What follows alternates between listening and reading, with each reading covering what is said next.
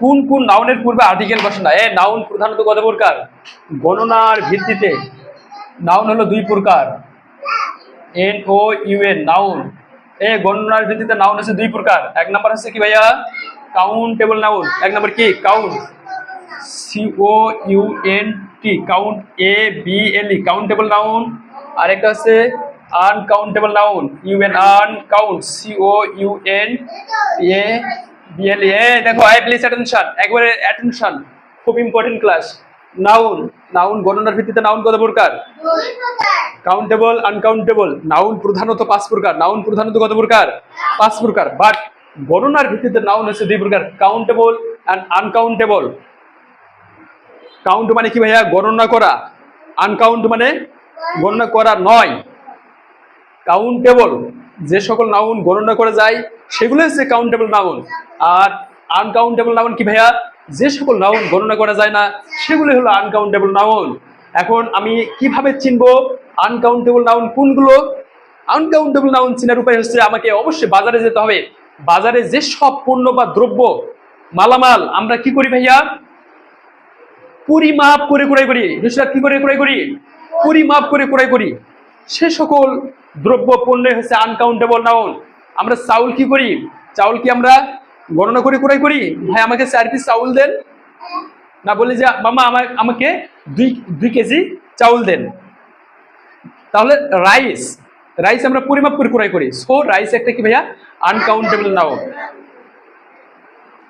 Water, water আমরা কি বলি যে মামা আমাকে 2টা ওয়াটার দেন, 4টা ওয়াটার দেন, এভাবে বলি না, বলি যে আমাকে 1 লিটার একটা পানির বোতল দেন। Litre, litre. সো ওয়াটার একটা uncountable noun. Milk uncountable noun. Honey uncountable noun.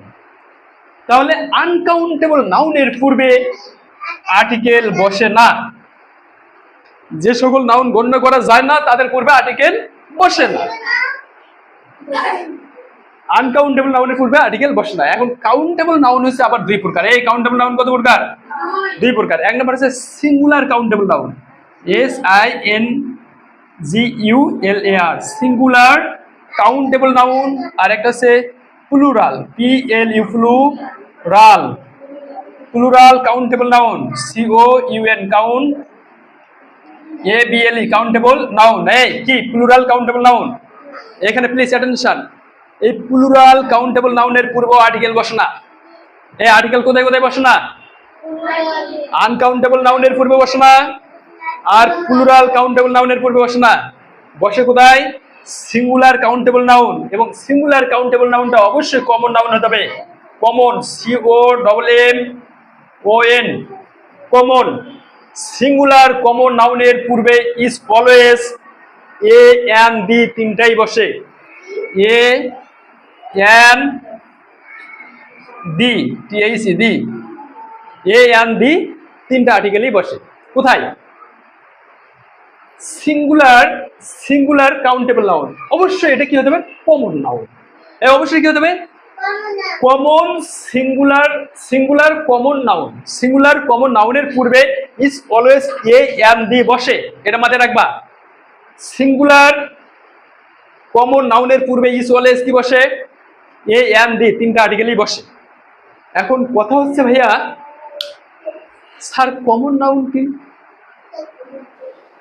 Common noun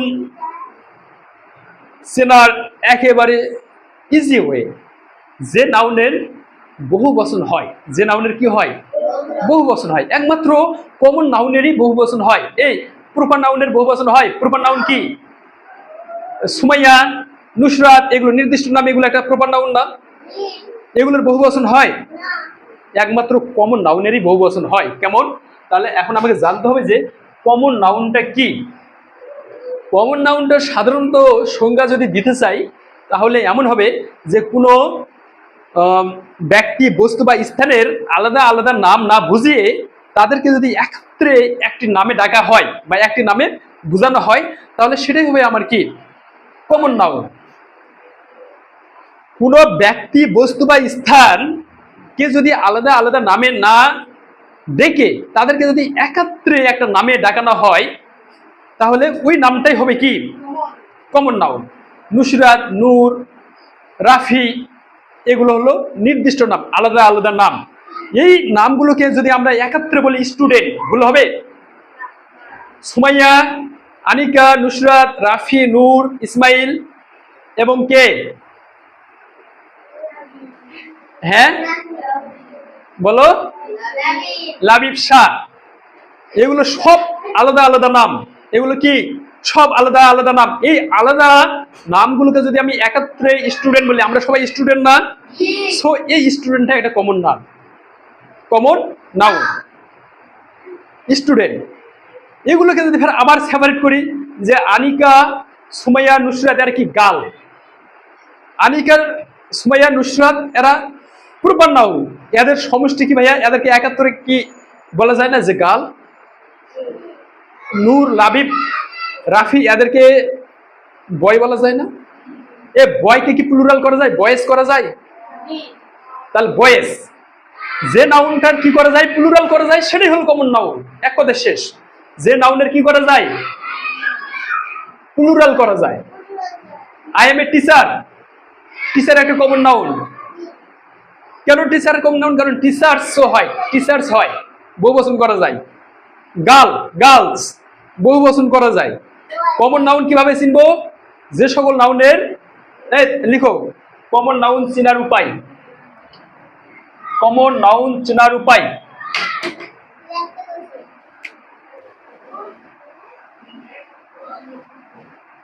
common noun চেনার উপায়।